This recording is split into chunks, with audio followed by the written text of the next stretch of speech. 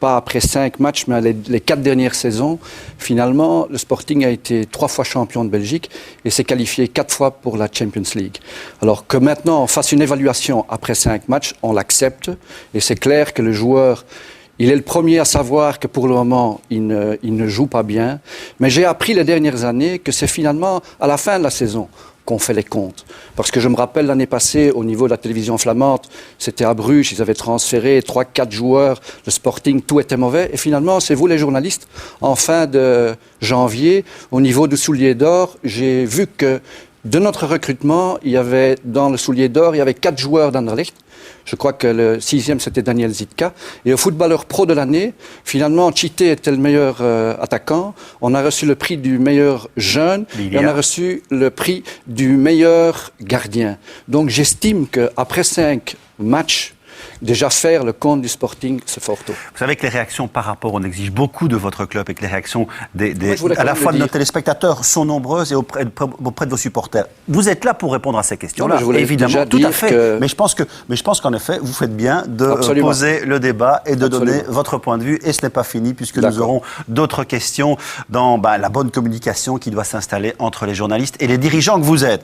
Alors, Chité est parti à Santander. Bien, pas bien. Là, on est plutôt d'accord du côté de la presse avec vous. Tout n'est pas négatif, certainement pas à propos de Chité, notamment via Christophe Berti dans Le Soir, qui dit lui simplement ne pas vendre Chité aurait été une faute grave pour les dirigeants mauves. Manifestement, l'aspect pécuniaire, l'argent, ça a été bien compris, même si parmi les supporters, une nouvelle fois, on a amèrement regretté le départ du... On en parle tout à l'heure, après la revue de presse. La suite vient de Clément, Philippe Clément, déclaration très très mécontent. Pas content du tout, Clément. Il fait de larges pages dans toute la presse. Et alors, il remarque ceci, l'international belge. C'est ma 3e exclusion de ma carrière, leur Standard Bruges, hier. Et chaque fois, c'était avec De Bleekere. L'air de dire, il me cherche, lui, effectivement.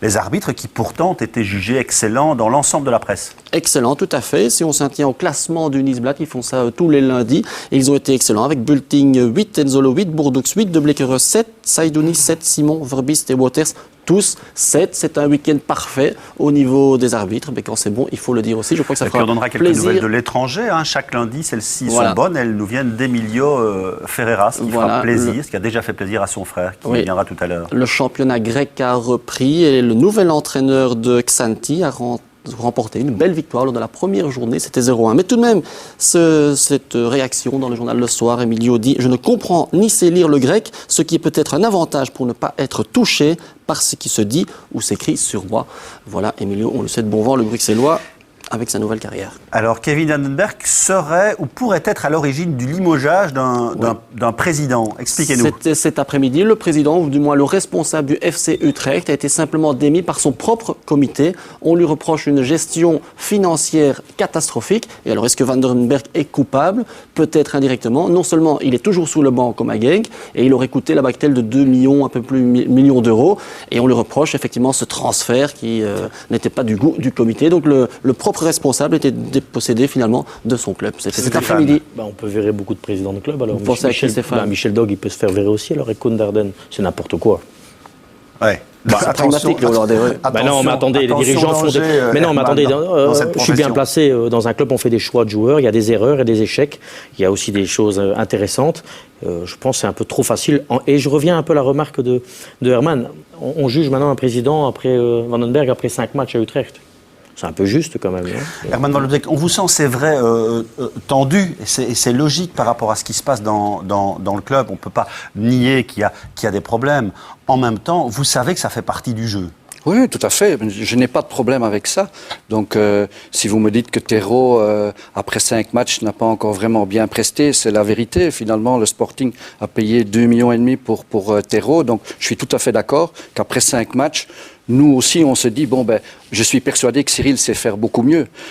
Quand on parle de Polak, que nous avons payé aussi relativement cher, je crois que le garçon mérite qu'on fasse le compte à la fin de la saison. Il a 30 sélections en équipe nationale tchèque. Donc, je crois qu'on est assez grand pour faire une analyse sur les transferts. Par contre, je crois, et ça c'est l'expérience des dernières saisons, c'est que finalement, déjà, faire l'évaluation des joueurs après 5 matchs, ça c'est un peu fort, je trouve. Voilà, vous n'empêcherez n'empêcherait pas la presse, c'est vrai, non, mais j'ai pas de problème avec ça. De jeter des analyses et en effet d'avoir votre